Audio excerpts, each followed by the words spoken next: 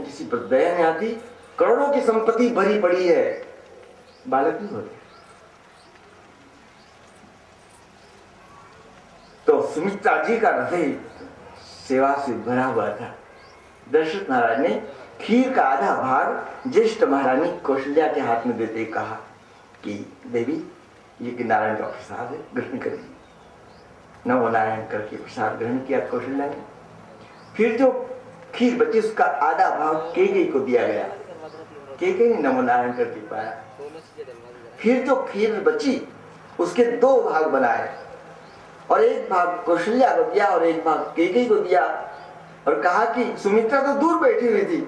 सुमित्रा ने सोचा कि हमारा तो नंबर नहीं लगेगा, क्योंकि या तो खीर का प्रसाद ज्येष्ठ महारानी को मिलेगा या कैकेयी महारानी की बहुत प्रिय रानी है तो उनको मिलेगा, हमें तो मिलेगा नहीं। तो कौशल्या के हाथ में खीर का भाग दिया, कैकेयी के हाथ में दिया। महाराज दशरथ ने कहा कि तुम ये दो भाग तुम्हारी सुमित्रा बहन को दे दो। तो सुमित्रा को दोनों ने प्रसाद दिया। सुमित्रा जी ने कहा कि बहनों, तुम्हारी कृपा से मुझे प्रसाद मिला है, मैंने तो सोचा भी नहीं कि प्रसाद मिलेगा, लेकिन अब तुमने मुझे प्रसाद दिया है तो तुम्हारे प्रसाद से जो मेरे दो बालक होंगे, दोनों बालक में तुम दो बालकों की सेवा में लौटा दूंगी। इस प्रकार से ऐसी कथा आती है कि उन्हीं दिनों हनुमान जी महाराज का भी प्रागट्य हुआ। हनुमान जी महाराज के प्रागट्य की 2-3 महिमा कथा है, लेकिन एक कथा आपको बता रहे हैं। भगवान ने जब मोहिनी रूप लिया था उस समय उस रूप को देखकर शिव जी का वीर्यपात हो गया था। सप्तऋषियों ने उस वीर्य को पत्रपुटक दोने में रखा और समय आने पर श्री राम कामार्थ शिव जी उस वीर्य को अंजना के कर्ण भाग से प्रवेश कराया। उसके फलस्वरूप हनुमान जी महाराज प्रकट हुए। शंकर सुवन केशरी नंदन तेज प्रताप महादेव बंदन रुद्र देह तज नेह बस बानर रहे हनुमान। बोलिए हनुमान जी महाराज की। भगवान गर्भ में नहीं आते, लेकिन माताओं को गर्भ का आभास कराया। सब माताओं को लगा कि ठाकुर आ गए। वशिष्ठ जी ने कहा कि राजन, गर्भवती को पूछना चाहिए कि तुम्हारी कोई इच्छा हो तो हम पूरी करें। तो जाओ आप अपनी रानी से पूछो। दशरथ जी गए, कौशल्या जी से कहा कि आपकी कोई इच्छा हो तो बताओ। उन्होंने कहा मेरी कोई इच्छा नहीं, मेरे कमरे से सब दास दासियों को निकाल दो, मैं अकेली अपने कमरे में रहना चाहती हूँ, मैं भगवान का ध्यान करना चाहती हूँ। सुमित्रा से कहा, कैकेयी से, सभी नहीं महाराज, हमारी कोई इच्छा नहीं। हमारा मन तो ऐसा करता है कि हम न तो किसी से बात करें न की तरफ देखें, हम तो अखंड ध्यान में, भगवान के ध्यान में निमग्न रहती। हमें कोई बोलता है तो अच्छा नहीं लगता। आप इतनी कृपा करें कि हमारे कमरे में कोई नहीं आए। इस प्रकार से भगवान के आने की बात सब तमाम देवी देवता देखने लगे और परम पवित्र समय नवमी तिथि मधुमासी पूर्णिमा, नवमी तिथि मधुमास पूर्णिमा, शुक्ल पक्ष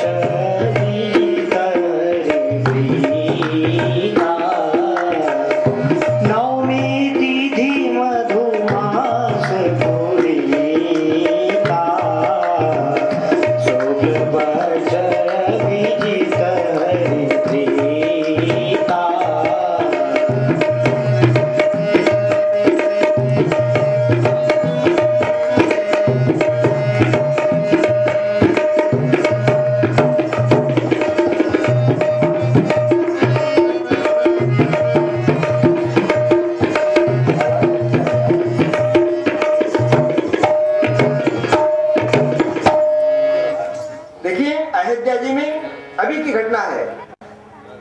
मुसलमान कवि सर मोहम्मद इकबाल थे।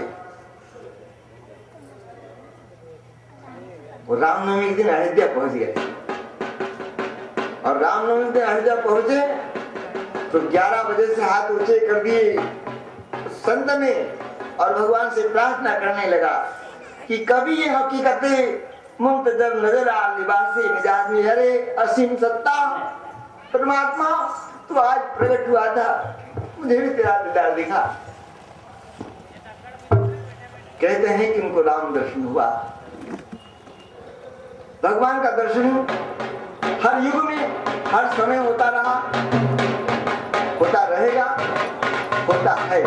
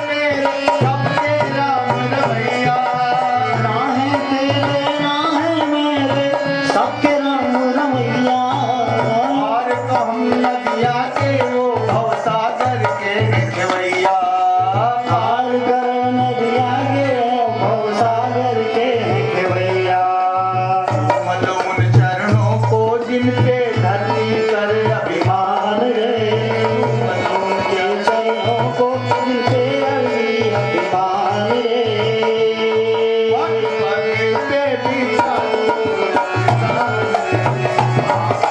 पग पे बिछा दो अपने नाम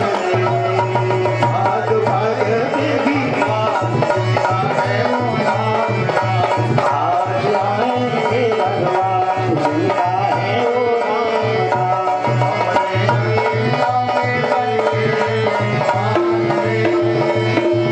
पग पग पे बिछा आज आएंगे भगवान जिनका है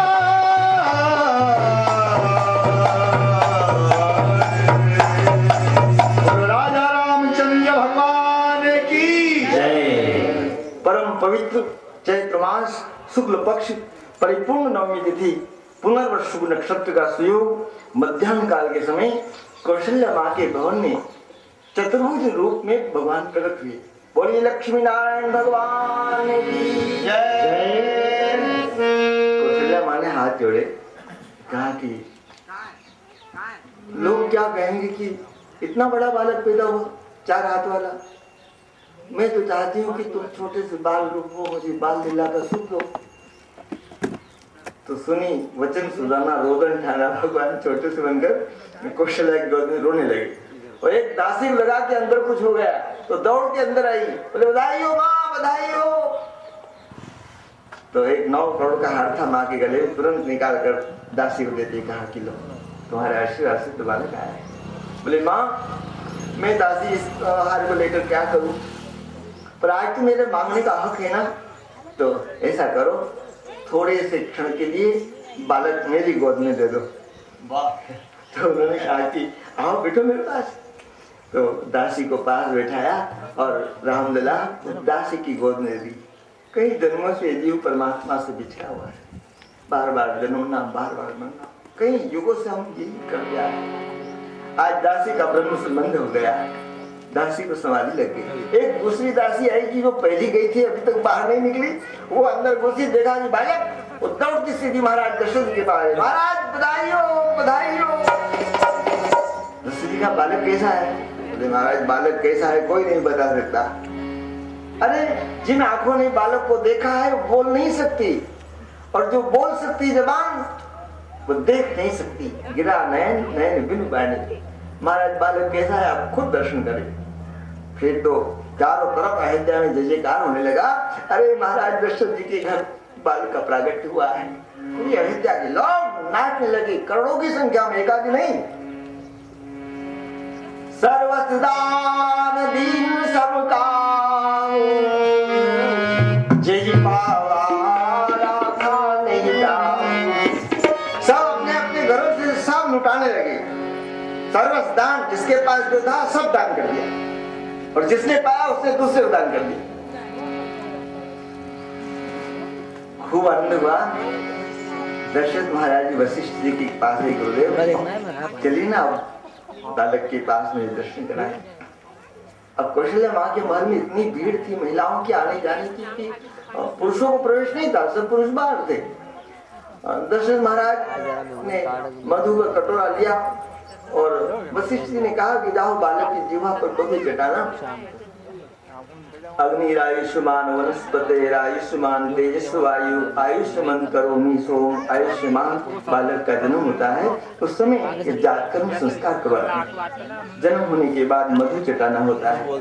शास्त्र में अन्नप्राशन, नामकरण, यज्ञोपवीत 16 संस्कार बताए गए। उस जीव को शुद्ध करने के लिए संस्कारों की आवश्यकता है। तो कटोरा लेकर दशरथ जी बाहर ही खड़े हैं, कोई अंदर ही जाने नहीं देता। वशिष्ठ जी ने कहा कि चलो मैं आगे चलता हूँ, मेरे पीछे आना। वहां गए और कौशल्या की गोद में सर्वांग सुंदर बालक को देखा। तो दशरथ जी को देखकर रामलला मुस्कुरा दी। तो दशरथ जी कहा मेरा बालक है ना, इसलिए लोग बड़े ब्रह्म कहते रहे, लेकिन मैं तो अपना बालक मानूंगा, मेरा बालक है ये। मधु चटाया, अरे अभी की घटना बताया गुरु महाराज, क्या मेरे गांव में एक महीने का बालक, उसको मैं मधु चटाने लगा तो मैंने तो सोचा भी नहीं था कि इसकी होठ पर लगाना है। जैसे मधु रखा तो बच्चे ने जीभ निकाल कर चाटने लगा। एक महीने का बालक। तो वशिष्ठ से कहा, गुरुदेव कोई मंत्र बोलो, मैं मधु चटा रहा हूँ। तो गुरुदेव ने कहा कि तुम्हारे बालक को तो अपना नाम भूल गया, मंत्र कब से आएगा। मधु चटा रहे, खूब लुटाया।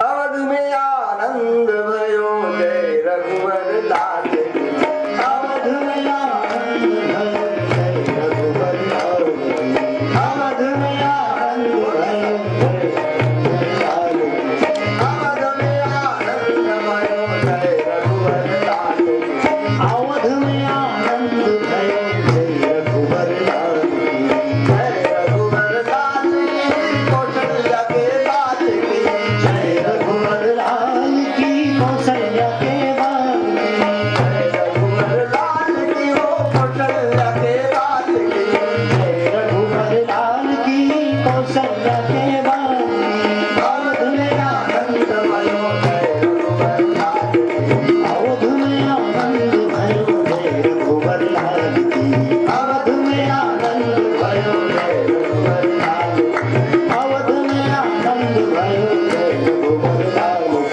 जय रघुवर लाल की कौशल्या के लाल की, जय रघुवर लाल की दशरथ के लाल की, जय रघुवर लाल की कौशल्या के लाल की, जय रघुवर लाल की कौशल्या के लाल की, अवध में आनंद भयो जय रघुवर लाल की, अवध में आनंद भयो जय रघुवर लाल की, जय रघुवर लाल की कौशल्या के लाल की, अवध में आनंद भयो जय रघुवर लाल की,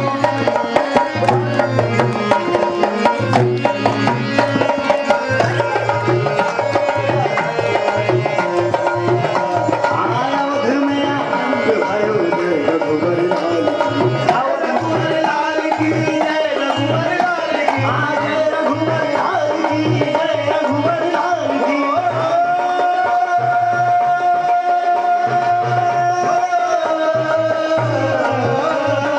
जय रघुवर लाल की जय रघुवर लाल की, जय रघुवर लाल की जय दशरथ लाल की, अवध में आनंद भयो जय दशरथ लाल की, अवध में आनंद भयो जय दशरथ लाल की, अवध में आनंद भयो जय दशरथ लाल की, कौशल्या आनंद भयो जय कन्हैया लाल की, अवध में आनंद भयो जय दशरथ लाल की, अवध में आनंद भयो जय दशरथ लाल की, अवध में आनंद भयो जय अवध में आनंद भयो जय दशरथ लाल की, अवध में आनंद भयो जय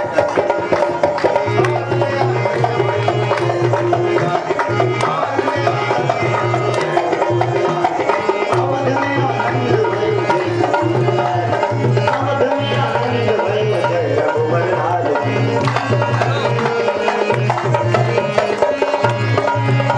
राजा रामचंद्र भगवान की जय। अब पत्नी आई, पत्नी थोड़ी गर्म जाती थी, बोले कि इतनी गाय कौन देने वाला हो गया, अब एक खुटा मेरे माथे पर भी डाल दो। उन्होंने कहा कि मैं नहीं ला रहा था देवी, दशरथ महाराज ने दान कर दी तो फिर लाया। दशरथ महाराज ने कहा कि तेरी पत्नी का भाई आजकल क्या काम करता है। तो उसने कहा कि मेरी पत्नी का भाई आजकल वो प्रीतमपुर गया था नौकरी करने, लेकिन वापस भाग गया। तो दशरथ जी ने कहा कि तेरी पत्नी के भाई को सब गाय दे देना। तो पत्नी का मेरे भाई के लिए लाए और लाओ ना, बोले चला है जाने। अवध में आनंद भयो जय रघुवर लाल की, अवध में आनंद जय रघुवर लाल की कौशल्या के लाल की, जय रघुवर लाल की कौशल्या के लाल की। एक पति कहीं नहीं काम करे, पति पड़ा रहे खाट के ऊपर। अब पति काम नहीं करे तो पत्नी को सब काम करना पड़े। पिताजी नौकरी करने जावे, गेहूं लाए, आटा पीसे और रोटी बनाए, और रोटी की बात मत करो कोई, सुनो। यदि कोई बात होती तो मुझे जैसे कोई किसी कोई तलवार चुबा दी हो। आपका तो आनंद खत्म हो जाता है, मेरा बहुत ज्यादा खत्म हो जाता है।